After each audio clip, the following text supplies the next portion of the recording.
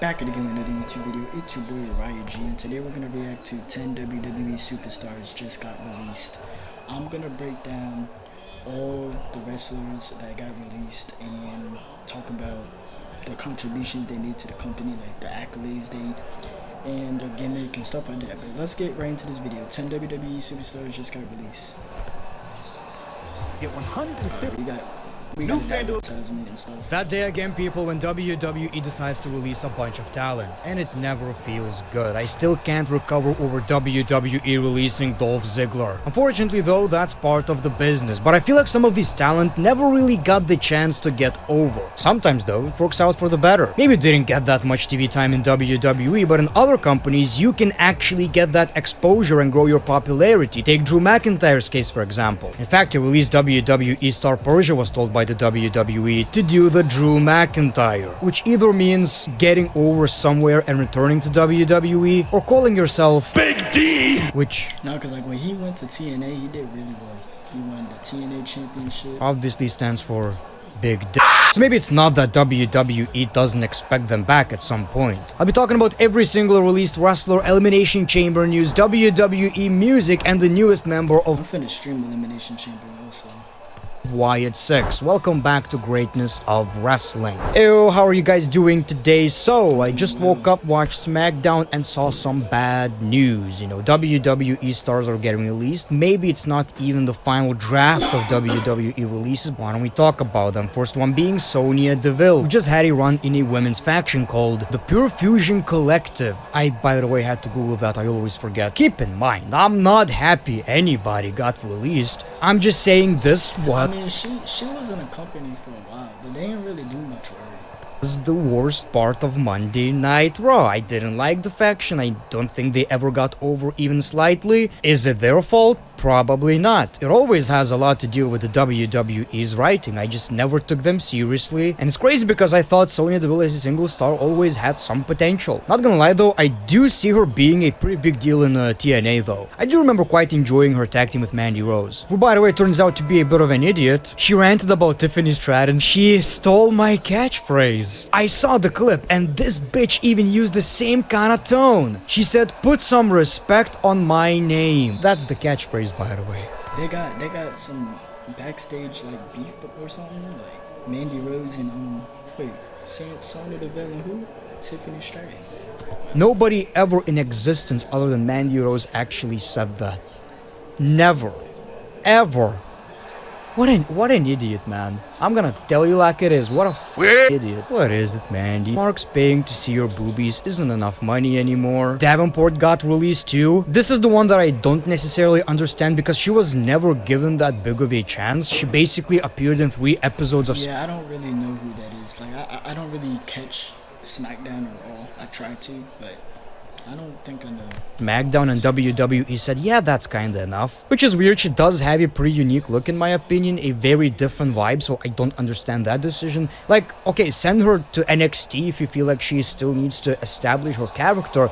I don't see her as that talent who didn't have potential, but maybe it's that case again when WWE are expecting her to do big things. Maybe she goes to AEW, maybe she goes to TNA, grows as a character, gains that popularity, and comes back to the WWE. Not gonna lie, this one kinda surprised me the most because I felt like WWE would have high hopes for Blair. AOP and Paul Ellering. Now this is not the first time they got released, right? I'm pretty sure they got released before.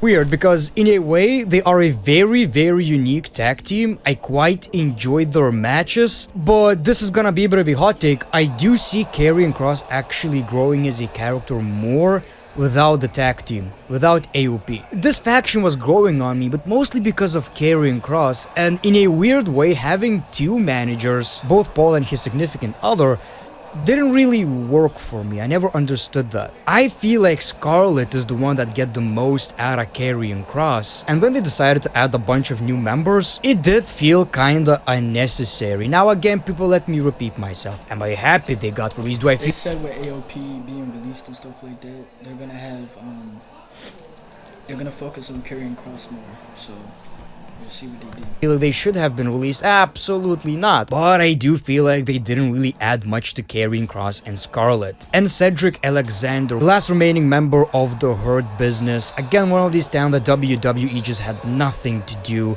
with anymore. Very talented guy. Yes, in fact, very talented. He was my favorite 205 superstar at the time when he was in 205 Live. You know, the highlight of his career is obviously the Hurt Business, and I quite enjoyed him in the Cruiserweight Classic. Very athletic guy, very good. Any company to have him will be really, really lucky. Not really in terms of the star power, but a really, really good in-ring worker. I kinda see why WWE released him. They really had nothing to do with him anymore. Again, really unfortunate. What I kinda hate about these releases is that WWE decided to release them during SmackDown to be like, well, you won't see that. You're paying attention to Charlotte now. But again, people, maybe some of these could be a blessing in disguise. It happens all the time. A bunch of wrestlers get released and they're good talent. They'll still get work. It's not even as bad as it was in like the 2010s, right? Where we basically had WWE and TNA. But now we have... Like, you take Omos, for example, right? I think they released him, right? Or did he leave? And then I think they released him. And then he's in another promotion right now. He's like, what, the tag team champion? A bunch of companies, AEW included, which is pretty big. So, you know, in some of these cases, it could be a blessing in disguise.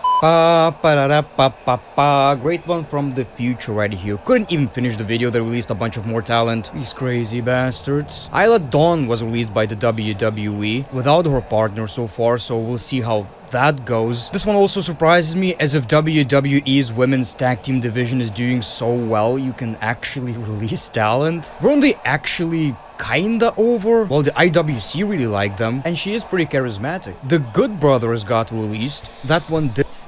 Alright, let's talk about Carl Anderson and Luke Gallows. They did well in the WWE. Later on, towards years later, after they, you know, when they made the debut with AJ Styles, you know, they were doing well. They won Raw tag titles and stuff like that. Years later, they didn't do much with them anymore.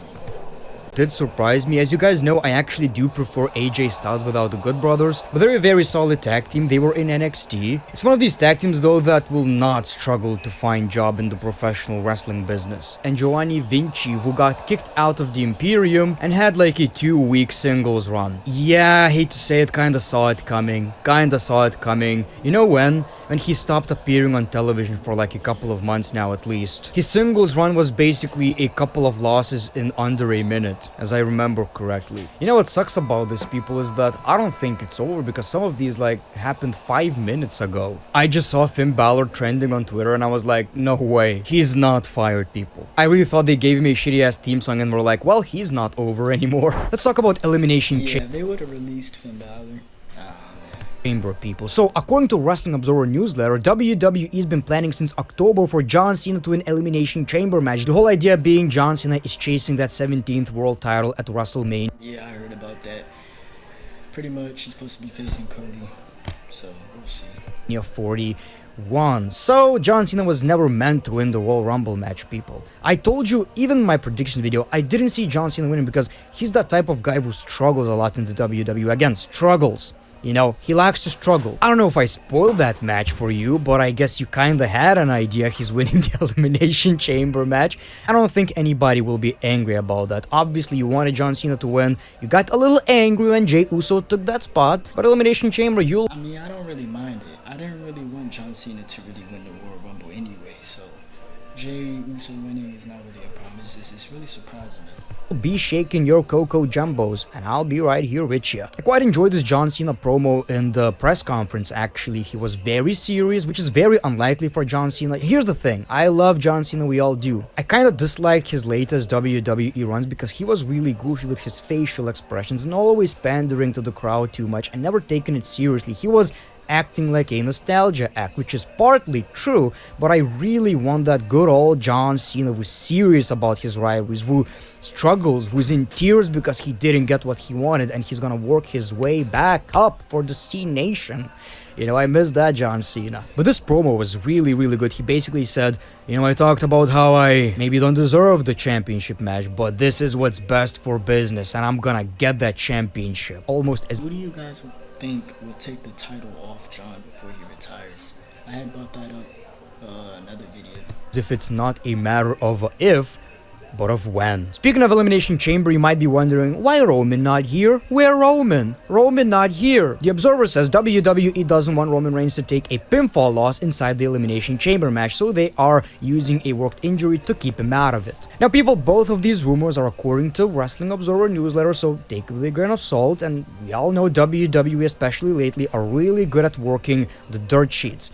But, I mean, it does kinda make sense. Roman Reigns not being in this match kinda sucks, if I'm being honest. I mean, this is already Yeah, because he's supposed to be, I think it's like a kayfabe injury, so.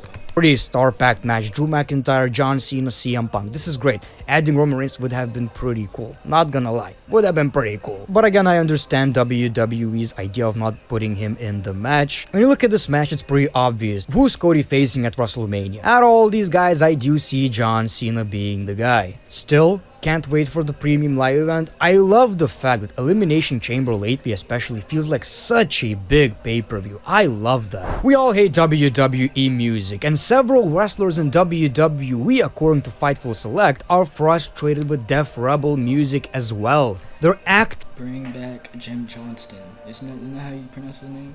actively trying to get their old theme songs back. This is not just a rumor, it's been proven time and time again. People, Sheamus got his old theme song back before they ruined it again. AJ Styles got his old theme song back. I wonder who else. It is a big problem in the WWE, man. Like Royal Rumble, Finn Balor comes out, who the fuck is that? I saw such a good tweet, man. Somebody complained about WWE music and people said Yoshitatsu would be over in the WWE today because of his theme song. It sounds funny. It's catchy, it's memorable, and nobody cared back then because everybody had good theme songs. Again, look at some of these pictures of old WWE Yeah, you can't admit the WWE production theme songs were way better back then. rosters. Everybody had a memorable theme song. It doesn't have to be music you listen to, you actually like, but it needs to fit the character. Jim Johnston used to make instrumentals that fit characters. By the way, some of you keep saying, well, the great one, you stupid idiota. You're an idiot. Like, especially like with the theme songs, you know how they would be singing over the theme? It would sound like the actual wrestler. So it was unique in a sense. Johnston is back, it's what Netflix told me. Yeah, Netflix are referring to the old theme song. It's a mistake, people. Jim Johnston is not back, he's not gonna be back.